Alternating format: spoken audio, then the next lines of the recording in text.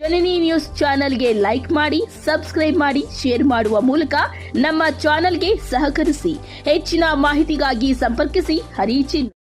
ನಾನು ಓದ್ಸಕ್ ಆಗ್ತಿಲ್ಲ, ಒಂದು ಫೀಸ್ ಕಟ್ಟಕ್ ಪೇ ಮಾಡಕ್ ಆಗ್ತಿಲ್ಲ, ನಾವು ಮದ್ವೆ ಮಾಡಿ ನಮ್ ಜವಾಬ್ದಾರಿನ ಕಳ್ಕೊಂತಿದೀವಿ ಅನ್ನೋಂಥವ್ರು ಯಾರಾದ್ರೂ ಇದ್ರೆ 100% ನಮ್ ಕಾಲೇಜಲ್ಲಿ ಅಂತ ಮಗುನ ನಾವು ಉತ್ತಮ ಶಿಕ್ಷಣವನ್ನು ಕೊಟ್ಟು ನೀವು ಫೀಸ್ ಏನು ಪೇ ಮಾಡಂಗಿಲ್ಲ ಸರ್, ನಾವು ಓದಿಸ್ಕೊಂತೀವಿ, ಮದ್ವೆ ಒಂದು ಆಪ್ಷನ್ ನ ಬಿಟ್ಬಿಡಿ ದಯಮಾಡಿ, ನಮ್ಮ ಒಂದು ರಿಕ್ವೆಸ್ಟ್ ಸರ್ ಇದು. Okay, so now it's the time to honor our precious talents ನಮ್ಮ ಒಂದು ಸ್ಟೂಡೆಂಟ್ಸ್. ಸರ್ ಒಬ್ಬೊಬ್ಬರನ್ನೇ ಪೇರೆಂಟ್ ನಾವು ಕರಿತೀವಿ, ದಯಮಾಡಿ ಯಾರು ಗಲಾಟೆ ಮಾಡಿದಿರ. ಎಲ್ಲಾ ಪೇರೆಂಟ್ಸ್ ನಾವು ಇಲ್ಲಿ ಕರೆದಿರೋಂಥದ್ದೇ ನಿಮ್ಮ ಒಂದು ಸೇವೆಯನ್ನ ಮಾಡೋದಕ್ಕೆ ಮಕ್ಕಳ ಕೈಯಿಂದ. ಸೊ ಹಾಗಾಗಿ ಒಂದೊಂದು ಪೇರೆಂಟ್ಸ್ ಬಂದಿಲ್ಲಿ ಸೊ ಹಾನರ್ ಮಾಡ್ತಾರೆ. ಅಂಡ್ ನಿಮ್ಮ ಒಂದು ಅನಿಸಿಕೆ, ನಿಮ್ಮ ಒಂದು ಭಾವನೆ ಟುವರ್ಡ್ಸ್ ನಮ್ಮ ಕಾಲೇಜ್ ಕಡೆ ಏನೇನಿದೆ ಅದನ್ನ ನಮ್ಮ ಮೀಡಿಯಾ ಮಿತ್ರರ ಮುಂದೆ ನೀವು ಹಂಚ್ಕೊಳ್ಬಹುದು. ನಾನು ತಗೊಂಡು ಸೊ ನಮ್ಮ ಜಿಲ್ಲೆಗೆ ಪ್ರಥಮ, ನಮ್ಮ ರಾಜ್ಯಕ್ಕೆ ಪ್ರಥಮ, ಮತ್ತೆ ನಮ್ಮ ತಾಲೂಕಿಗೆ ಕೂಡ ಪ್ರಥಮ ಸ್ಥಾನವನ್ನ ಪಡೆದಿದ್ದಾನೆ. ಸೊ ಆ ಒಂದು ಮದನ್ ಮತ್ತೆ ಅವರ ತಾತ ಇಬ್ರು ಕೂಡ ವೇದಿಕೆಗೆ ಬರಬೇಕು ಅಂತ ರಿಕ್ವೆಸ್ಟ್ ಮಾಡ್ತಾರೆ. ನಮ್ಮ ಇಡೀ ನಮ್ಮ ಕಾಲೇಜಲ್ಲಿ ಮಾತ್ರನೇ ಅಲ್ಲ, ನಮ್ಮ ಕರ್ನಾಟಕದಲ್ಲಿ ಒಂದು ಕೆಜಿಎಫ್ ಇದೆ, ಕೆಜಿಎಫ್ ತಾಲೂಕಿನಲ್ಲಿ ಒಂದು ಬೇತ್ಮಂಗಳ ಇದೆ ಅಂತ ಇಡೀ ರಾಜ್ಯಕ್ಕೆ ತೋರಿಸ್ಕೊಟ್ಟಿರುವಂತ ಒಂದು ನಮ್ಮ ಹೆಮ್ಮೆಯ ಪುತ್ರ. ಇವತ್ತು ನಮ್ಮ ಬೇತ್ಮಂಗಳ ಅಂದ್ರೆ ವಿಜಯನಗರ ಬೆಂಗಳೂರು ಅಂತ ಹೇಳಿ, ಬೇತ್ಮಂಗಳ ಪಕ್ಕದಲ್ಲಿ ಸಾಯಿ ಕಾಲೇಜು, ನಮ್ಮ ಕೊತ್ತೂರು, ದೊಡ್ಡಕಾರಿ, ಕೆಜಿಎಫ್ ತಾಲೂಕು ಇದೇ ಮಾತಾಡ್ತಾರೆ. ಸೊ ರಾಜ್ಯದವರೆಗೂ ನಮ್ಮ ಕಾಲೇಜ್ ಹೆಸರೇ ಅಲ್ಲ, ಸೊ ನಮ್ಮ ಕೆಜಿಎಫ್ ತಾಲೂಕ್, ನಮ್ಮ ಕೋಲಾರ ಡಿಸ್ಟ್ರಿಕ್ಟ್ ಅನ್ನ ರೆಪ್ರೆಸೆಂಟ್ ಮಾಡಿರುವಂತ ಒಂದು mother. So great mother, you are very great. ಹೇಳಕ್ಕಾಗಿಲ್ಲ, ಕಂಗ್ರಾಚುಲೇಷನ್. ಹೇಳ್ತೀನಿ ಅಷ್ಟೇ, ಓದುವಾಗ ಎಲ್ಲರೂ ಹೇಳ್ತಾರೆ ಮೊಬೈಲ್ಸ್ ಕೊಡ್ಬಾರ್ದು ಮಕ್ಕಳಿಗೆ ಅಂತ. ಆದ್ರೂ ನಮ್ಮ ಅಮ್ಮ ಅಪ್ಪ 4 ಗಂಟೆಗೆ ಮೊಬೈಲ್ ಎತ್ಕೊಂಡು ಓದ್ತಿದ್ರು ಏನಂದಿಲ್ಲ, 12 ಗಂಟೆಗೆ ಮೊಬೈಲ್ ಎತ್ಕೊಂಡು ಓದ್ತಿದ್ರು ಏನಂದಿಲ್ಲ. ಅದಕ್ಕೆ ಅವರು ಮನೇಲಿ ಡಿಸ್ಟರ್ಬ್ ಮಾಡಲ್ಲ, ಟಿವಿ ಸೌಂಡ್ ಕಡಿಮೆ ಮಾಡ್ತಾರೆ. Proud of my parents. Thank you so much. ಎಲ್ಲರಿಗೂ ನನ್ನ ನಮಸ್ಕಾರಗಳು. ಮತ್ತೆ ಸತೀಶ್ ಸರ್ಗೂ ಮತ್ತೆ ತೇಜಸ್ವಿನಿ ಮೇಡಮ್ಗೆ ನಮಸ್ಕಾರಗಳು. ಎಲ್ಲ ಟೀಚರ್ಸ್ಗೂ ಮೊಬೈಲ್ ಕೊಡೋದ್ರಿಂದ ನಾವೇನು ಡಿಸ್ಟರ್ಬ್ ಮಾಡೋದಿಲ್ಲ.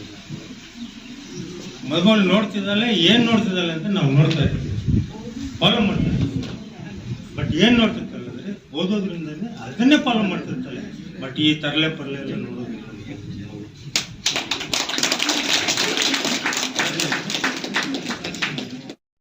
3 ಜನ ಮಕ್ಕಳು ಸೇಮ್ ಮಾರ್ಕ್ಸ್ ತಗೊಂಡಿದ್ದಾರೆ.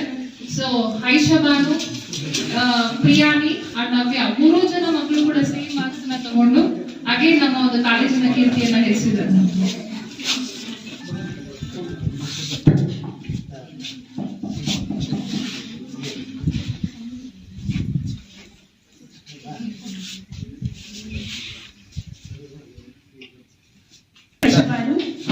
I would like to thank my parents for supporting so much. They are the backbone for me. They supported me very much. Especially I would like to tell that my father is like a very big backbone for me. He supported me a lot. A very big thanks to my parents, teachers, and of course my friends. Thanks a lot.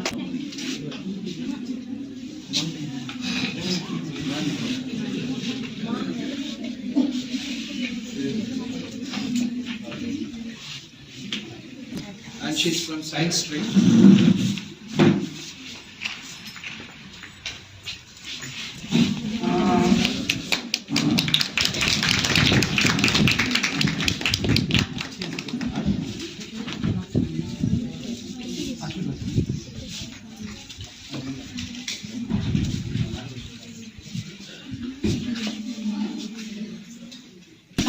ನನ್ನ ಹೆಸರು ಶ್ರಾವ್ಯ.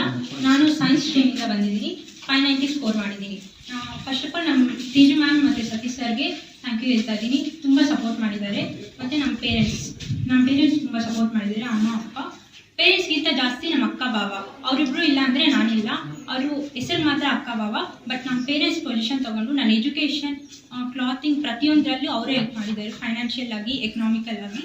So ಅವ್ರಿಗೆ ತುಂಬ thank you ಹೇಳ್ತಾ ಇದ್ದೀನಿ. ಅವ್ರು ಬಂದಿಲ್ಲ, ಅದಕ್ಕೆ ತುಂಬ ಬೇಜಾರಾಗ್ತಾಯಿದೆ. ಬಟ್ ನೆಕ್ಸ್ಟ್ ಫ್ಯೂಚರಲ್ಲಿ ಒನ್ ಡೇ ಅವ್ರು ಬರ್ತಾರೆ ಅಂದ್ಕೊತಾ ಇದ್ದೀನಿ. Thank you. Parents first of all management ಮತ್ತು ಫ್ಯಾಕಲ್ಟಿ, ಲೆಕ್ಚರರ್ಸ್, ಟೀಚರ್ಸ್ ಮತ್ತು ಬಂದಿರೋ ಪೋಷಕರು ಎಲ್ಲರಿಗೂ ನಮಸ್ಕಾರಗಳು. ನಾನು ಹೇಳೋಕ್ಕೆ ಒಂದೇ ಒಂದು ಮಾತು ಇಷ್ಟಪಡ್ತೀನಿ. ಏನೆಂದರೆ, ನಮ್ಮ ಮಗು ಇಷ್ಟು ಅಂಕಗಳನ್ನು ಗಳಿಸಿ ನನ್ನ ಈ ಸ್ಥಾಯಿಗೆ ತಗೊಂಬಂದು ಇಲ್ಲಿ ಕುಳಿಸಿ ನನಗೆ ಅವ್ರ ಕೈಯಿಂದ ಮತ್ತು ಮ್ಯಾನೇಜ್ಮೆಂಟ್ ಕೈಯಿಂದ ಪುರಸ್ಕಾರವನ್ನು ಸನ್ಮಾನವನ್ನು ಮಾಡಿದಾರಲ್ಲ, ಅದು ನಾವು ಎಷ್ಟು ಲ್ಯಾಂಡ್ ಇರ್ಬೋದು, ಒಡವೆ ಇರ್ಬೋದು, ಗೋಲ್ಡ್ ಇರ್ಬೋದು, ಎಲ್ಲನೂ ಇರ್ಬೋದು ನಮ್ಮ ಹತ್ರ, ಈ ಒಂದು ಸನ್ಮಾನ ಅನ್ನೋದನ್ನು ದುಡ್ಡು ಕೊಟ್ಟು ತಗೊಳಕ್ಕಂತೂ ಖಂಡಿತ ಆಗಲ್ಲ. ದುಡ್ಡು ಕೊಟ್ಟರೂ ಸಿಗಲ್ಲ ನಮಗೆ. ಇದೊಂದು ಮಾತು ಹೇಳಿ ಬರೀ ಎಜುಕೇಶನ್ ಮಾತ್ರನೇ ಕೊಡಲ್ಲ, ಅದ್ರ ಜೊತೆಗೆ ಅವ್ರಿಗೆ ಈ ಒಂದು ವ್ಯಾಲ್ಯೂಸ್, ಈ ಒಂದು ಕಸ್ಟಮ್ಸು ಅನ್ನೋದು ಕೂಡ ತಿಳಿಸ್ಕೊಡ್ತೀವಿ. ಯಾಕಂದ್ರೆ ನಮ್ಮ ಕಾಲೇಜಲ್ಲಿ ಬಂದ್ರ ಪಾಠ ಕೇಳಿಸ್ಕೊಂಡ್ರ ಹೋದ್ರ ಅನ್ನುವಂಥ ಒಂದು ಸ್ಟೂಡೆಂಟ್ಸು, ಅನ್ನುವಂಥ ಒಂದು ಪೇರೆಂಟ್ಸು, ಸ್ಟಾಫು ಯಾರು ಇಲ್ಲ. ಒನ್ಸ್ ನಮ್ಮ ಕಾಲೇಜಲ್ಲಿ ಜಾಯಿನ್ ಆದ್ರೆ ಇಟ್ಸ್ ಲೈಕ್ ಎ ಫ್ಯಾಮಿಲಿ. ನೀವು ಬೇರೆ ಎಲ್ಲ ಪೇರೆಂಟ್ಸ್ ನೋಡಿ, ನಮ್ಮ ಕಾಲೇಜಲ್ಲಿ ಬಂದು ಜಾಯಿನ್ ಆಗಿದ್ದಾರೆ ಅಂದ್ರೆ 2 ವರ್ಷದಲ್ಲಿ ಅವ್ರು ನಮ್ಮ ಫ್ಯಾಮಿಲಿ ತರ ಆಗೋಗಿರ್ತಾರೆ. ಯಾಕಂದ್ರೆ ನಾವು ಆ ಪೇರೆಂಟ್ ಜೊತೆ ಅಷ್ಟು ಕ್ಲೋಸ್ ಆಗಿ ಮೂವ್ ಆಗ್ತೀವಿ. ಅಂದ್ರೆ ಆ ಮಗು ಏನ್ ಮಾಡ್ತಾ ಇದ್ದಾಳೆ, ಆ ಮಗು ಒಂದು ನಡವಳಿಕೆ ಹೆಂಗಿದೆ ಕಾಲೇಜಲ್ಲಿ, ಆ ಮಗು ಏನು ಮಾಡಬಾರ್ದು, ಏನ್ ಮಾಡಬೇಕು, ಪ್ರತಿ ಹಂತದಲ್ಲೂ ಆ ಮಗು ನಾವು ತಿಳಿಸ್ತಾನೆ ಇರ್ತೀವಿ. ಅಮ್ಮ ಇದನ್ನೇನ್ ಮಾಡೋದು ತಪ್ಪು, ಇದು ಸರಿ, ಹೆಂಗ್ ಮಾಡು, ಹಿಂಗ್ ಮಾಡು, ಪ್ರತಿ ಒಂದು ನಾವು ಹೇಳ್ತಾನೆ ಇರ್ತೀವಿ. ಯಾಕಂದ್ರೆ ನಾವು ಕೋಲಾರಲ್ಲಿದ್ದಾಗ ನಮ್ಮ ಬೇತ್ಮಂಗಲದಲ್ಲಿ ಹೊಸದಾಗಿ ಬಂದು ಕಾಲೇಜ್ ಸ್ಟಾರ್ಟ್ ಮಾಡಿದಾಗ ನಾನು ಸಪೋರ್ಟ್ ಮಾಡಿದ್ದೆ ಯಾರಂದ್ರೆ ನಮ್ಮ ಕೋಲಾರ್ಗೆ ಸೇರಿಸಿರುವಂತ ಒಂದು ಪೇರೆಂಟ್ಸ್ ನನ್ನನ್ನು ನಂಬಿ. ಆ ಪೇರೆಂಟ್ಸ್ ಏನು ಬಾಂಡಿಂಗ್ ಇದೆಯೋ ಅದಕ್ಕಿಂತ ಬಾಂಡಿಂಗ್ ಇಲ್ಲಿ ಜಾಸ್ತಿ ನಮ್ಗೆ. ಯಾಕಂದ್ರೆ ನಮ್ಮ ಮಕ್ಕಳನ್ನ ನಾವು ಸ್ಟೂಡೆಂಟ್ಸ್ ಆಗಿ ಮಾತ್ರ ನೋಡ್ತಾ ಇಲ್ಲ, ನಾವು ಅದ್ರ ಜೊತೆಗೆ ನಮ್ಮ ಮಕ್ಕಳು ಹೆಣ್ಮಕ್ಳಾಗಿರ್ಬೋದು, ಗಂಡು ಮಕ್ಕಳಾಗಿರ್ಬೋದು, ಅವ್ರನ್ನ ನಿಜ ಹೇಳೋದಂದ್ರೆ ನಮ್ಮ ಫ್ಯಾಮಿಲಿ ಮೆಂಬರ್ಸ್ ತರ ನಾವು ನೋಡೋದು. ಏನಮ್ಮ ಹಂಗಮ್ಮ, ನಿಮ್ಮ ಮನೆ ನಮ್ಮ ಸಿಚುವೇಶನ್ಸ್ ಏನು, ಪರ್ಸನಲ್ ಪ್ರಾಬ್ಲಮ್ಮ, ನಾವಿದ್ದೀವಿ, ಓದಕ್ಕಾಗ್ತಾ ಇಲ್ವಾ, ಏನು ಸಿಚುವೇಶನ್ ಏನು, ಪ್ರಾಬ್ಲಮ್ ಏನು ಅಂದ್ರೆ ಪ್ರತಿಯೊಂದು ಆ ಮಗು ತಿಳಿಸ್ಕೊಡ್ಬೇಕು. ಆದ್ರೆ ಆ ಮಗು ನಿಮ್ಮ ಫ್ಯಾಮಿಲಿ ತರ ಸಿಚುವೇಶನ್ ಇದೆ, ನೀವು ಓದಲೇಬೇಕು, ಓದಿಲ್ಲ ಅಂದ್ರೆ ನಿಮ್ಮ ಫ್ಯಾಮಿಲಿ ಸಿಚುವೇಶನ್ ಇದಲ್ಲ, ಇಲ್ಲ ನಿಮ್ಮ ಫ್ಯಾಮಿಲಿ ಅನ್ಯಾಯ ಆಗುತ್ತೆ, ನೀನು ಅನ್ಯಾಯ ಆಗ್ತೀಯಾ ಅಂದ್ರೆ ಒಂದು ಸ್ಟೂಡೆಂಟ್ಗೆ ಬರೀ ಎಜುಕೇಶನ್ ಅನ್ನ ಬಿಟ್ಟು ಅಟ್ಲೀಸ್ಟ್ ಆ ಒಂದು ಮೌಲ್ಯಯುತ ಮಾತುಗಳು ಅಂತ ಹೇಳ್ತೀವಲ್ಲ, ಒಂದು ವ್ಯಾಲ್ಯೂಸ್ ಅಂತ ಹೇಳ್ತೀವಲ್ಲ, ಒಂದು ಎಥಿಕ್ಸ್ ಅನ್ನೋದು ಫಾಲೋ ಮಾಡಿಸ್ಬಿಟ್ರೆ ಆ ಮಗು ಇಲ್ಲಲ್ಲ ನಾಳೆ ಮೈಸೂರಲ್ಲ, ಬೆಂಗಳೂರಲ್ಲ, ಹೈದರಾಬಾದ್, ಸಿಕಂದ್ರಾಬಾದ್, ಜಮ್ಮು ಕಾಶ್ಮೀರ ಬಾರ್ಡರ್ ಹೋದ್ರೇನೋ ಆ ಮಗು ಇಂಡಿಪೆಂಡೆಂಟ್ ಆಗಿ ಬದುಕೊಂಡು ಮತ್ತೆ ರಿಟರ್ನ್ ಬಂದೇ ಬರುತ್ತೆ. ಯಾಕಂದ್ರೆ ನಾನು ತಗೊಂಡ್ಬಂದು ಬಿಡ್ತೀವಿ, ತಗೊಂಡು ಬೇರೆ ಏನೂ ಗೊತ್ತಿಲ್ಲ ಅಂದ್ರೆ ಏನು ಯೂಸು. ಸೊ ಅದರಿಂದನೇ ನಮ್ಮ ಕಾಲೇಜ್ ಎಲ್ಲ ಸ್ಟಾಫು ಅಷ್ಟೇ ಅವ್ರಿಗೊಂದು ವ್ಯಾಲ್ಯೂಸ್ ಅನ್ನ ತಿಳಿಸ್ಕೊಡ್ತಾರೆ. ಯಾವ್ದು ಗುಡ್ಡು, ಯಾವ್ದು ಬ್ಯಾಡು, ಯಾವ್ದು ಮಾಡ್ಬೇಕು, ಯಾವ್ದು ಮಾಡಬಾರ್ದು, ಇದನ್ನ ಮಕ್ಕಳಲ್ಲಿ ನಾವು ತುಂಬಿಸ್ಬಿಟ್ಟಿದೀವಿ ಅಂದ್ರೆ ಆಟೋಮೆಟಿಕ್ ಆಗಿ 100% ಅವರ ಒಂದು ಲೈಫ್ ಸ್ಟೈಲ್ ಚೇಂಜ್ ಆಗುತ್ತೆ. ಅವ್ರು ಯಾರ ಮೇಲೆ ಡಿಪೆಂಡ್ ಆಗಲ್ಲ. ಸೊ ನಾಳೆ ಮನೆಯಲ್ಲಿ ಕೂಡ ಅಷ್ಟೇ ಸ್ವಲ್ಪ ಪೇರೆಂಟ್ಸ್ ಕಡೆಯಿಂದ ಒಂದು ರಿಕ್ವೆಸ್ಟ್ ಏನಂದ್ರೆ, ಈ ಒಂದು marks that is a one part. ಆ ಮಾರ್ಕ್ಸ್ ಅನ್ನ ಬಿಟ್ಟು ನಮ್ಮೆಲ್ಲ ಮಕ್ಕಳಿಗೆ ಈ ಒಂದು ತಪ್ಪು ಒಪ್ಪುಗಳು ಸ್ವಲ್ಪ ಹೇಳ್ತಾ ಇರಿ. ಮನೆಗಳಲ್ಲಿ ಸ್ವಲ್ಪ ಹೇಳ್ತೀವಿ, ಮನೇಲಿ ತುಂಬಾ ರೆಸ್ಟ್ರಿಕ್ಷನ್ಸ್ ಅಂತ. ನನ್ನ ಪ್ರಕಾರ ನಿಜನೇ, ನಮ್ಮ ಮಕ್ಕಳು ರೆಸ್ಟ್ರಿಕ್ಷನ್ಸ್ ಮಾಡಿದ್ರೇನೆ ಈ ಕಾಲದಲ್ಲಿ ಆ ಮಕ್ಕಳು ಪರ್ಫೆಕ್ಟ್ ಲೈನಲ್ಲಿ ಹೋಗೋದು. ಅದೇ ಕಾರಣಕ್ಕೋಸ್ಕರ ನಮ್ಮ ಕಾಲೇಜಲ್ಲಿ ಕೂಡ ಎಲ್ಲಿ ಯಾರು ಏನು ಎಷ್ಟರಲ್ಲಿ ಇಡಬೇಕು ಅಷ್ಟರಲ್ಲೇ ಇಟ್ಕೊಂಡು ಇವತ್ತೊಂದು ಡಿಸಿಪ್ಲಿನ್ ಒಂದು ಹೆಸರು ಮಾಡ್ಕೊಂಡು ಹೋಗ್ತಾ ಇತ್ತು. సో అಷ್ಟೇ సార్, థ్యాంక్ యూ.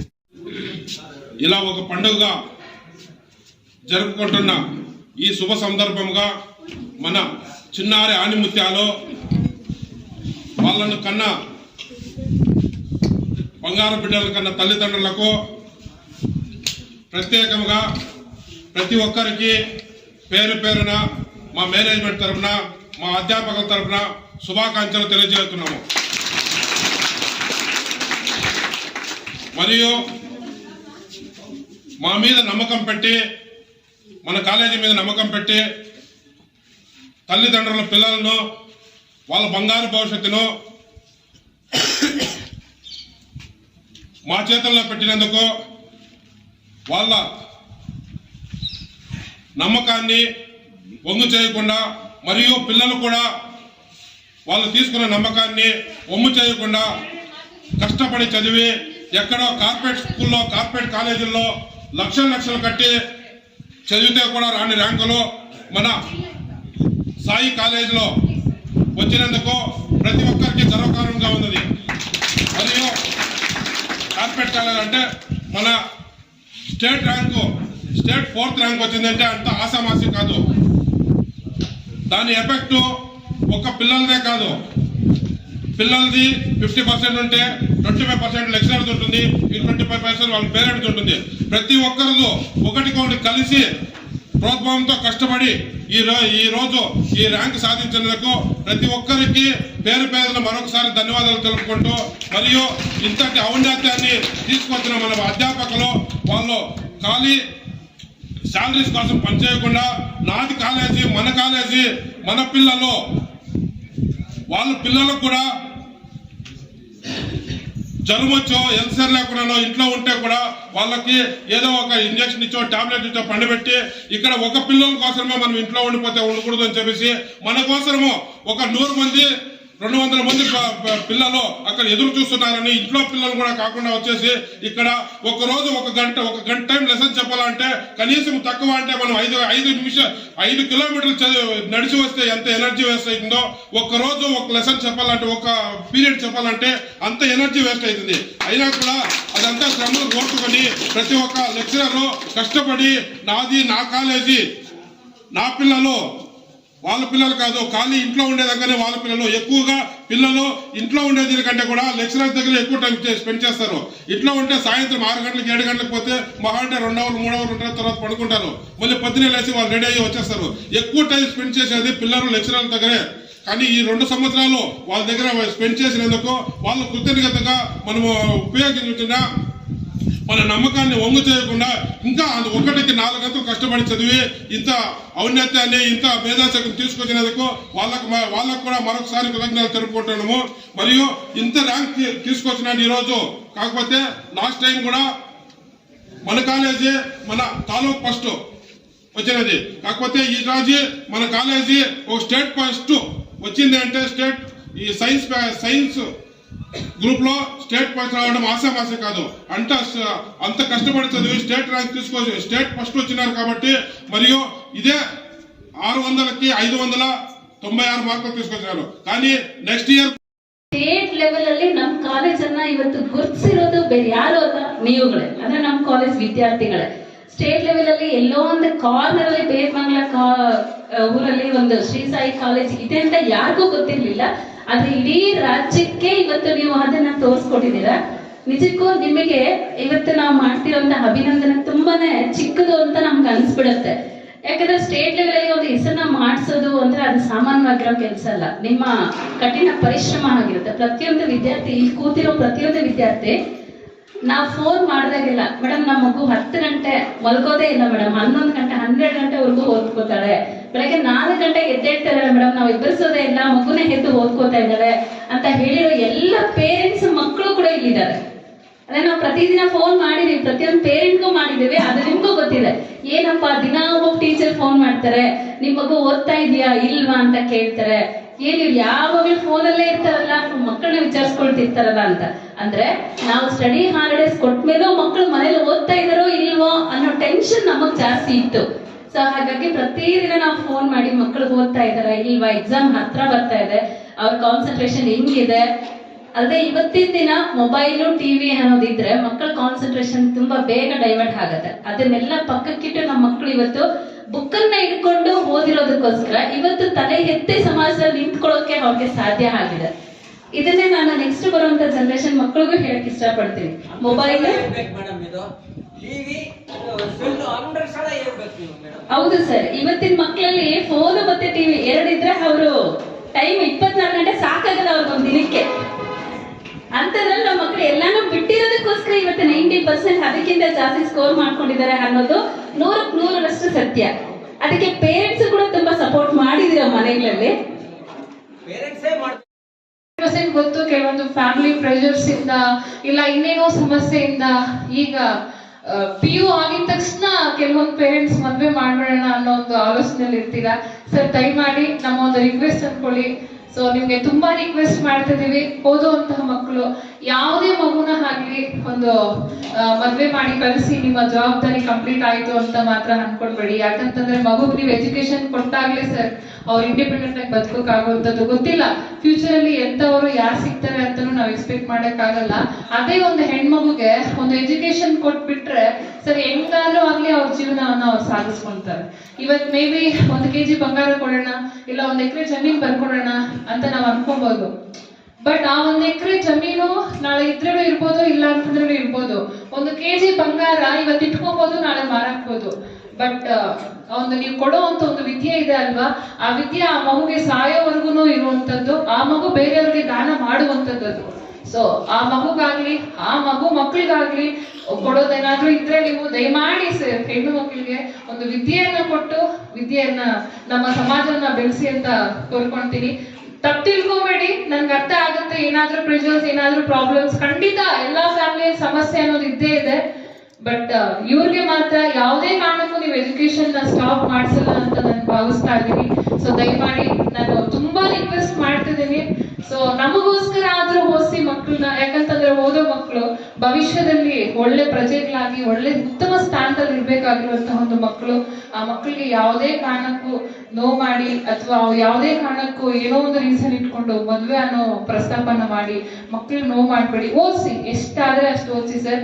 ನಿಜವಾಗ್ಲೂ ನಿಮ್ಗೆ ಆ ಥರ ಪ್ರಾಬ್ಲಮ್ ಇತ್ತು, ಓದ್ಸಕ್ ಆಗ್ತಾ ಇಲ್ಲ, ನಾವು ನಮ್ ಮದ್ವೆ ಮಾಡ್ಬಿಡ್ಬೇಕು ಅಂತ ಡಿಸೈಡ್ ಆಗಿದೀವಿ ಮೇಡಮ್ ಅಂತ ಒಂದು ಮಕ್ಳಿದ್ರೆ ಕಳ್ಸ್ಕೊಡಿ ಸರ್. ಓಪನ್ ಆಗಿ ಹೇಳ್ತಾ ಇದೀನಿ, ನಿಜವಾಗ್ಲೂ ನಿಮ್ಗೆ ಮಗುನ ಓದಿಸೋದ ಕೆಪಾಸಿಟಿ ಇಲ್ದಿರ ಮಗುಗ್ ಮದ್ವೆ ಮಾಡ್ತಿದೀನಿ ಅನ್ನೋ ಒಂದು ಸಿಚುಯೇಷನ್ ಇದ್ರೆ ಅಂತ ಮಕ್ಕಳನ್ನ ನಮಗ್ ಕಳಿಸಿ ನಾವು ಓದಿಸ್ಕೊಂತೀವಿ ಫ್ರೀ ಆಗಿ. ನೀವೇನು ಕೊಡಿಸ್ತಿಲ್ಲ, ಆದ್ರೆ ಮದ್ವೆ ಮಾತ್ರನೂ ಮಾಡ್ಬಿಡಿ. ಫ್ರೀ ಎಜುಕೇಶನ್ ಕೊಡ್ತೀವಿ, ಆ ತರ ಏನಾದ್ರು ದಯಮಾಡಿ ಸರ್. ಈಗ ಯಾವುದೋ ಒಂದು ಪ್ರೆಸ್ ಮೀಟ್ ಕರ್ತಿದೀವಿ ಅಥವಾ ಫ್ರೀ ಎಜುಕೇಶನ್ ಕೊಟ್ಟು ಆ ಮಗು ಸ್ಥಾನದಲ್ಲಿ ಇರುವಂತಹ, ಆ ಮಗುಗಿಂತ ಇನ್ನೊಂದು ಚೂರು ಎಕ್ಸ್ಟ್ರಾ ಇರುವಂತಹ ಕ್ವಾಲಿಟೀಸ್ ಇರೋ ಹುಡುಗನ ನೋಡಿ ನಾವೇ ಮದ್ವೆ ಕೂಡ ಮಾಡ್ಕೊಡ್ತೀವಿ. ಆ ಮಕ್ಕಳು ಪ್ಲೇಸ್ಮೆಂಟ್ ಹಾಕಿದ್ರೆ ಇವತ್ತು ಕಂಪ್ನಿಗಳಲ್ಲಿ ಬರೀ BCA ಮಾಡ್ಕೊಂಡು ಕಂಪ್ನಿಗಳಲ್ಲಿ ಜಾಬ್ ಮಾಡ್ತಾ ಇದ್ದಾರೆ. ಕೆಲವು ಮಕ್ಕಳು ನಾವು MCA ಮಾಡ್ಬೇಕು ಅಂತ ಟಾರ್ಗೆಟ್ ಇಟ್ಕೊಂಡು MCA ಹೋಗಿದ್ದಾರೆ. ರಿಮೈನಿಂಗ್ ಮಕ್ಕಳು ಇವತ್ತು ಜಾಬ್ ಕೂಡ ಮಾಡ್ತಾ ಇದ್ದಾರೆ. ಅಂದ್ರೆ ಇತ್ತೀಚಿನ ದಿನಗಳಲ್ಲಿ IT ಫೀಲ್ಡ್ ಅಲ್ಲಿ ಜಾಬ್ ತಗೊಳ್ಳೋದು ತುಂಬಾ ಕಷ್ಟ ಇದೆ. ಆದ್ರೆ ನಮ್ಮ ರೂರಲ್ ಬ್ಯಾಕ್ ಗ್ರೌಂಡ್ ಅಲ್ಲಿ ನಮ್ಮ ಕಾಲೇಜಲ್ಲಿ ಓದಿರುವಂತ ಮಕ್ಕಳಿಗೆ ಆ ಕಷ್ಟದಲ್ಲೂ ನಾನು ಕೆಲಸ ತಗೊಳ್ತೀನಿ ಅನ್ನೋ ಧೈರ್ಯ, ಆತ್ಮವಿಶ್ವಾಸ ಬಂದಿದೆ. ಅದಕ್ಕೆ ಕಾರಣ ಏನು ಅಂದ್ರೆ ಅವರಲ್ಲಿರುವಂತ ಒಂದು ಸ್ಕಿಲ್, ಅವರಲ್ಲಿರುವಂತ ಒಂದು ಟ್ಯಾಲೆಂಟ್. ಈ ಟ್ಯಾಲೆಂಟ್ ಅನ್ನ ಕೊಡೋ ನಿಟ್ಟಿನಲ್ಲಿ ನಾವು BCA ಮಕ್ಕಳಿಗೂ ಕೂಡ ಒಂದು ಒಳ್ಳೆ ಕ್ವಾಲಿಟಿ ಆಫ್ ಎಜುಕೇಶನ್, BCom ಮಕ್ಕಳಿಗೂ ಕೂಡ ಒಂದು ಕ್ವಾಲಿಟಿ ಆಫ್ ಎಜುಕೇಶನ್ ಕೊಟ್ಟು ಅವರನ್ನು ಟಾಪರ್ಸ್ ಮಾಡಿಸಿದೀವಿ. ಅವ್ರಿಗೂ ನಾನು ಓಪನ್ ಆಗಿ ಗ್ರೇಟ್ ಆಗಿ ಹೇಳ್ಕೊಳ್ತೀನಿ. ಇವತ್ತಿನ ಡೇ ಯಾವ ಇಯರ್ ಕೂಡ ನಾವು ಡಿಸ್ಟ್ರಿಕ್ಟ್ ತಾಲೂಕು ಬಿಟ್ಕೊಟ್ಟಿಲ್ಲ ಇಲ್ಲಿವರೆಗೂ. ಇವಾಗ ಏನೋ ಸಾಯಿ ಕಾಲೇಜ್ ಈ ವರ್ಷ ಬಂದಿದೆ, ಲಾಸ್ಟ್ ಇಯರ್ ಬಂದಿಲ್ವಾ, ಅದಕ್ಕೆ ಮೊದಲು ನಾವು 2021 first result, Sai college first result 2021 ಕರೋನಾದ ಬಿಟ್ಟಾದ್ಮೇಲೆ 2022 first result. ಆ ಇಯರ್ ಇಂದ ಇಲ್ಲಿವರೆಗೂ ತಾಲೂಕ್ ಡಿಸ್ಟ್ರಿಕ್ಟ್ ಯಾವುದೋ ಒಂದು ಪ್ಲೇಸ್ ಮಾಡ್ಕೊಂಡೇ ಬರ್ತಾ ಇದೆ. ಯಾವುದೋ ಒಂದು ಪ್ಲೇಸ್ ಬೇರೆ ಯಾರಿಗೂ ನಾವು ಬಿಟ್ಕೊಟ್ಟಿಲ್ಲ. So that is Sai college, that is the power of Sai college ನಮ್ಮ ಲೋಕಲ್ ಅಂತ ನಾನು ಹೇಳ್ತೀನಿ. ಯಾಕಂದ್ರೆ ಮತ್ತೆ ನಮ್ಮ ಮಾರ್ಕ್ಸ್ ಲಿಸ್ಟ್ ತಗೊಂಡ್ರೆ ಕೂಡ ಯಾರೋ ಒಬ್ಬ ಸ್ಟೂಡೆಂಟ್ ಟಾಪ್ ಬಂದಿರ್ತಾನೆ, ರಿಮೈನಿಂಗ್ ಎಲ್ಲರೂ ಬಿದ್ದರು. ಸೊ ಹಂಗಲ್ಲ ರಿಸಲ್ಟ್ಸ್ ಅಂದ್ರೆ ಒಂದು 2-3 marks variation back to back ಹಂಗೆ ಇರ್ಬೇಕು. ಇವಾಗ 596, 592, 589, 583, 582 ನಮ್ದು ನೋಡ್ಕೊಂಡು ಹೋದ್ರೆ ಈ ಥರ ಸ್ಲೈಟ್ ಆಗಿ ಡಿಫ್ರೆನ್ಸ್. ಸೊ ನಮಗೆ ಇವಾಗ ನಮ್ಮ 90 ಮಾರ್ಕ್ಸ್ಗೆ 1 or 2 ಮಿಸ್ ಆಗಿರೋ ಸುಮಾರು ಮ್ಯಾಕ್ಸಿಮಮ್ ಸ್ಟೂಡೆಂಟ್ಸ್ ಇದೆ. ಪಾಪ ನನಗೆ ಬೇಜಾರಾಗುತ್ತೆ, ಯಾಕಂದ್ರೆ ನಮಗೂ ಒಂದು ಪ್ರೋಟೋಕಾಲ್ ಅಂತ ಇರುತ್ತೆ. ಇವಾಗ 1 or 2 ಮಾರ್ಕ್ಸ್ ಪಾಪ ಅವ್ನು ಕರ್ಸೋಣ ಅಂದ್ರೆ ಅವರಿಂದ ಇರೋರು ಅವ್ರ ಮೇಲೆ ಬೇಜಾರು, ಅವರಿಂದ ಇನ್ನೊಬ್ಬರ ಮೇಲೆ ಬೇಜಾರು. ಸೊ 90%ಗೆ ಜಸ್ಟ್ 0.3, 0.4 ಡಿಫ್ರೆನ್ಸ್ ಇರೋರು ನಮ್ಮಲ್ಲಿ ಇನ್ನೂ 10-20 ಮೆಂಬರ್ಸ್ ಇದೆ. ಬಟ್ ನನ್ನ ಪ್ರಕಾರ ಅವರೆಲ್ಲ 90% ಬಂದಂಗೆ. ಸೊ ಇಷ್ಟು ನಮ್ಮಲ್ಲಿ ಆಲ್ಮೋಸ್ಟ್ ಅಲ್ಲಿ 220 ಫಸ್ಟ್ ಕ್ಲಾಸು, 85 ಸ್ಟೂಡೆಂಟ್ಸ್ವರೆಗೂ 85 ಸ್ಟೂಡೆಂಟ್ಸ್ ಡಿಸ್ಟಿಂಕ್ಷನ್ಸು. ಇವತ್ತು 45-90% ಸ್ಟೂಡೆಂಟ್ಸ್ ಬಂದಿರುವಂಥ ಒಂದು ಕಾಲೇಜನ್ನು ನೀವು ದಯವಿಟ್ಟು ಗಮನಿಸ್ಕೊಳ್ಳಿ. ನಿಮ್ಮ ಮಕ್ಕಳನ್ನ ನಾವು ಹೇಳಿದ್ವಲ್ಲ ಒಂದು ಡಿಗ್ರಿ ಆಪ್ಷನ್ಸ್, ದಯವಿಟ್ಟು ನಮ್ಮನ್ನು ಮತ್ತೆ ಮಾತು ಕೊಡ್ತಾ ಇದ್ದೀವಿ. ನಿಮ್ಗೆ ಏನೇನು ಡೌಟ್ಸ್ ಇದೆಯೋ ಇನ್ನೊಂದು ಏನಿದೆಯೋ 100% ಓಪನ್ ಆಗಿ ಮಾತಾಡಿ, ಪರ್ಸನಲ್ ಆಗಿ ಬಂದು. ಸೊ 100% ಕ್ಲಾರಿಫೈ ಮಾಡಿಕೊಡ್ತೀನಿ. ಬಟ್ ಒಂದು ಕ್ಲಿಯರ್ ಆಗಿ ಫೈನಲಿ ಮತ್ತೆ ಹೇಳ್ತಾ ಇದ್ದೀನಿ, ನಿಮ್ಮ ಮಕ್ಕಳನ್ನ ನೀವು ಹೆಂಗೆ ನೋಡ್ಬೇಕು ಅಂದ್ಕೊಂಡಿದ್ದೀರೋ ಅಲ್ಲಿಗೂ ನಿಮ್ಮ ಹಿಂದೆ ಇರುವಂಥ ಒಂದು ಜವಾಬ್ದಾರಿ.